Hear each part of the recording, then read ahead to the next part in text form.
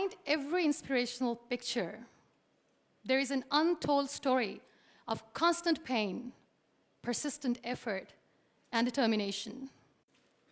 There are some people in the world who fight an unseen battle within themselves 24/7 with a big smile on their face. They never cry, they never crip, they never whine.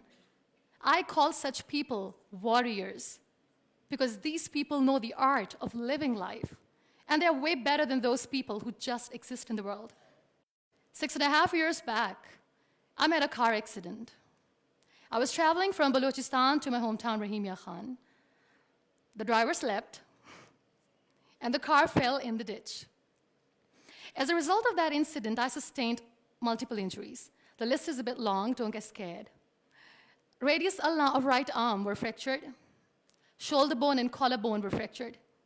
Lungs and liver were badly injured. The whole rib cage was fractured. But the injury that changed my life and my personality completely was the spinal cord injury. 3 vertebrae of my backbone were completely crushed. It took us an hour or so to find an ambulance in Balochistan. All the effort went in vain because we couldn't find an ambulance. So I was thrown in the back of a Potohar Jeep, and I was rushed to the nearby hospital. In that Jeep, I realized that half of the body was fractured and half was paralyzed. We were rushed to the nearby hospital. There we came to know there was no first aid. I was kicked out. Then I went to another hospital in my hometown where doctors said, "Take her away, we cannot operate her." And I was like, "Why?" And they were like, "We don't have equipment, you will die someday, you go." I was kicked out again. But I finally ended up in a comparatively better hospital in Karachi. Luckily, I wasn't kicked out. Probably that's why I'm alive. So I stayed in that hospital for 2.5 months. I underwent 3 major, 2 minor surgeries. The doctors have put a lot of metal in my arm, a lot of metal in my backbone. So I feel more like an iron lady now. But those 2.5 months that I spent in the hospital were dreadful. I was in severe pain, both physically and psychologically. Many people left. Very close ones. The ones who were supposed to stay with me were the ones who left me when I needed them the most. I was devastated. Life was completely pointless, aimless, colorless. I was tired of wearing the white scrubs, looking at the white walls, doing nothing, sitting idle. I really didn't want to live. But then I realized that instead of crying for the people who were not meant to be with me, and for the legs which I have lost, I have people around me who want to see me alive. I have so much to be grateful for. So let's stop cribbing, stop whining, because it's pointless. The best decision that I took in my entire life was the painting that I made in the hospital with a deformed hand. That's how I added colors in my colorless life. That's how this adversity helped me in exploring an artist in me. That's how this art kept me alive through this whole journey. Then I was moved to Islamabad. I stayed in my room on the bed, confined for 2 years, because I developed multiple pressure ulcers and a variety of infections and allergies. Now, this whole traumatic journey of 2 years and 2.5 months being bedridden, doing nothing, the only thing that kept me alive was art. What a beautiful medium art is, that without uttering a single word, you express yourself.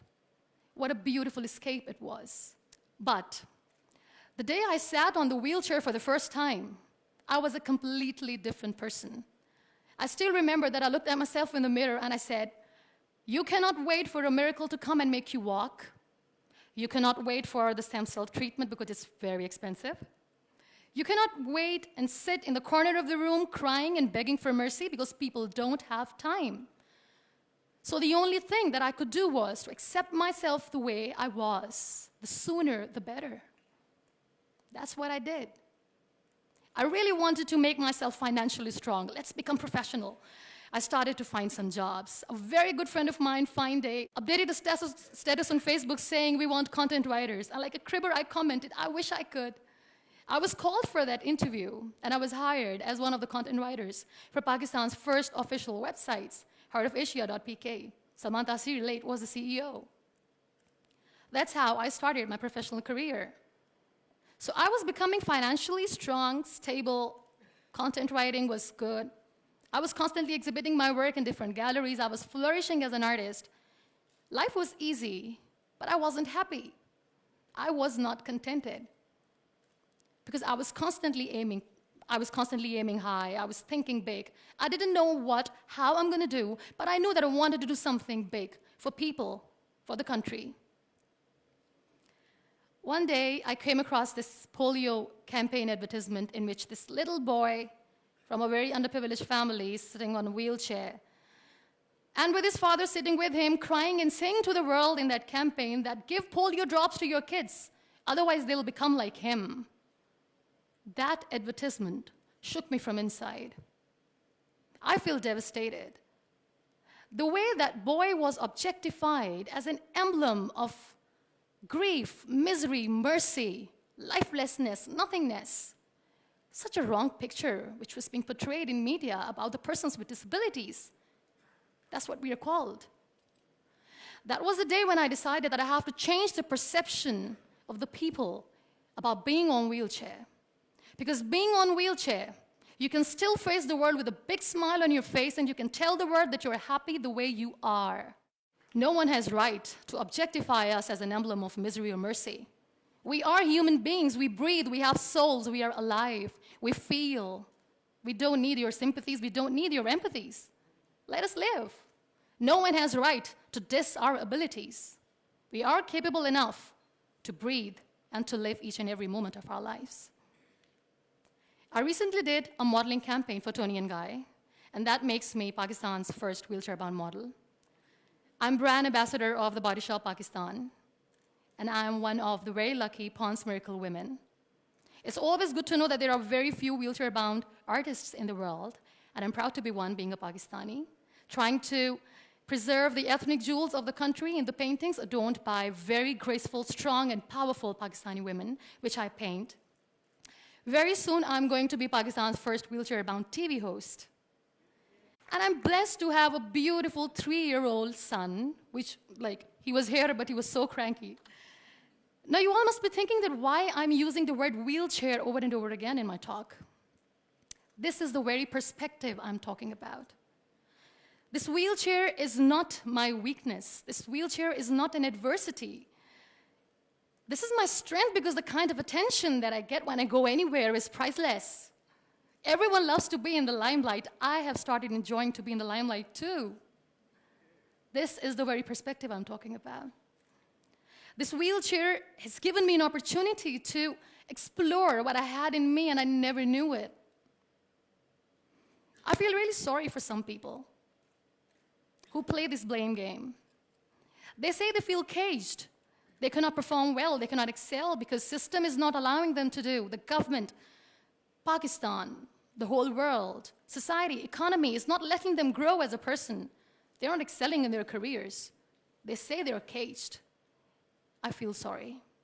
I can undoubtedly say that I'm caged because when I get up in the morning, I'm unable to sit on my own. I'm unable to shift from the bed to the wheelchair, from the wheelchair to the car, from the car to the wheelchair. I need an assistant 24/7 to do little things in life. Let's make it more simple. When I feel thirsty at midnight, and when I forget, which I always do, when I forget to keep my water bottle on my nightstand, and when I don't see anyone around to help me, I stay thirsty for the whole night because I'm unable to get a glass of water for myself.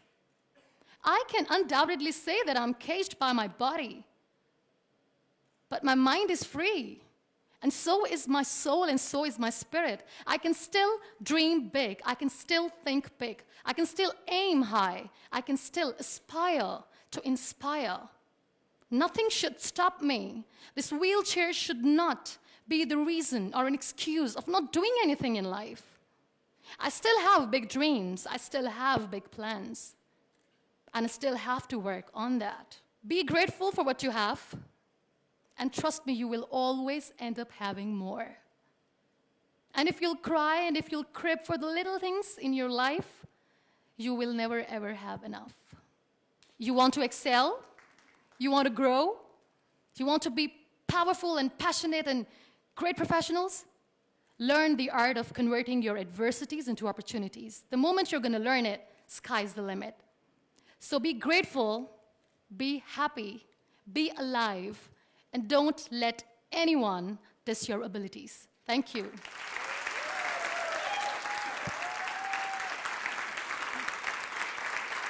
Thank you so much.